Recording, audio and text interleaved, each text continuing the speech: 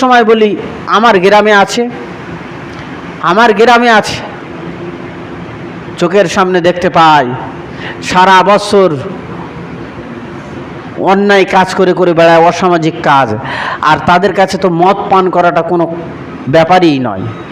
আর ঠিক এই কুরবানির সময় আসবে, বিরাট বড় একটা পশু কিনে নিয়ে আসবে, গরু হোক মোষ হোক ইত্যাদি কিনে নিয়ে আসে, লাখ টাকার বেশিও দাম যার মূল্য হতে পারে, এনে কুরবানি দেয়।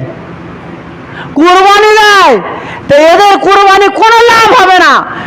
সালাত সিয়াম এগুলো যদি আদায় না করে, আর যতই আর টাকা খরচ করে পশুর গলায় কুরবানি চালাক, ছুরি চালাক না কেন, কুরবানি কোনো কাজে আসবে না। এই কুরবানি আল্লাহর কোনো প্রয়োজন নেই। যে ব্যক্তিটা নামাজ পড়ে না, সে যতই বড় গরু কুরবানি দিক না